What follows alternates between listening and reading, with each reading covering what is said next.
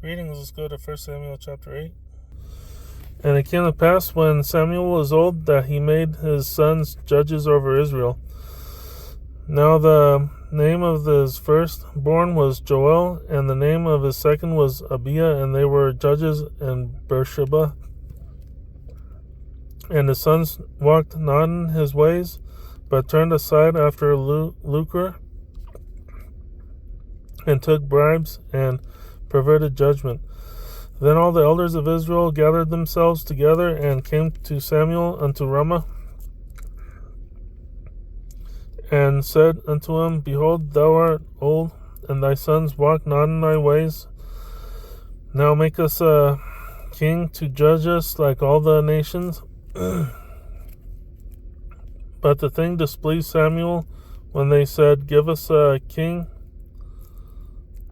to judge us. And Samuel prayed unto the Lord.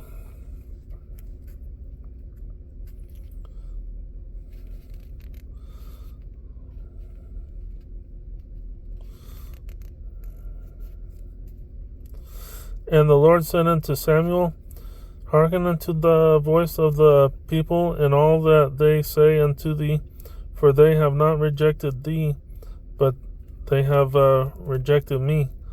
So he was saying that, so God was saying that they have not rejected Samuel as the king, but they rejected God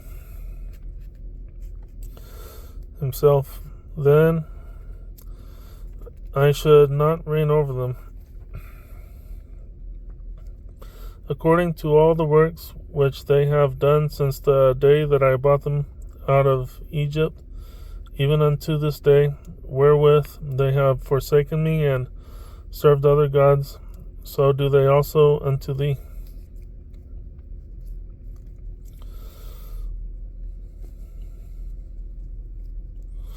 So what was being said here was that God will give you what you want, even though it's not in His will, or His even God will give you what you want, even if it's not in His will. Let's keep going. Verse 9. Now therefore hearken unto their voice, howbeit yet protest solemnly unto them, and show them the manner of the king that shall reign over them. And Samuel told all the words of the Lord unto the people that asked of him a king. And he said, This will be the manner of the king that shall reign over you. He will take your sons and appoint them for himself, for his chariots, and to be his horsemen, and some shall run before his chariots. And he will appoint him captains over thousands and captains over fifties, and will set them to ear his ground, and to reap his harvest, and to make his instruments of war and instruments of his chariots. And he will make your daughters to be confectionaries, and to be cooks, and to be bakers. And he will take your fields and your vineyards and your olive yards, even the best of them, and give them to his servants. And he will take the tenth of your seed and of your vineyards, and give to his officers and to his servants.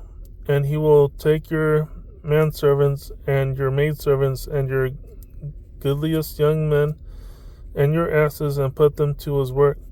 He will take the tenth of your sheep, and he shall be his servants. And ye shall cry out in that day because of your king, which ye shall have chosen you. And the Lord will not hear you in that day.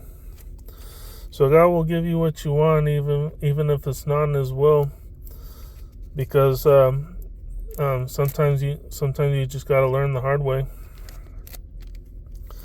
And these people were corrupt. They were doing dirty things as as politicians, or we can say as politicians these days as well. Like, maybe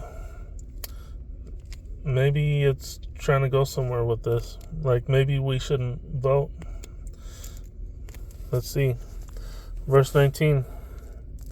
Nevertheless, the people refused to obey the voice of Samuel, and they said, "Nay, but we will have a king over us, that we also may be like all the nations, and that our king may judge us and go out before us and fight our battles." And Samuel heard all the words of the people, and he rehearsed them in the ears of the Lord.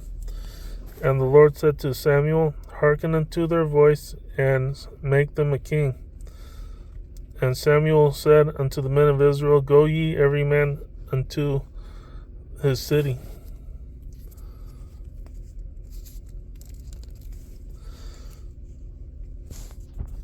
And that's what they get for, that's what they get.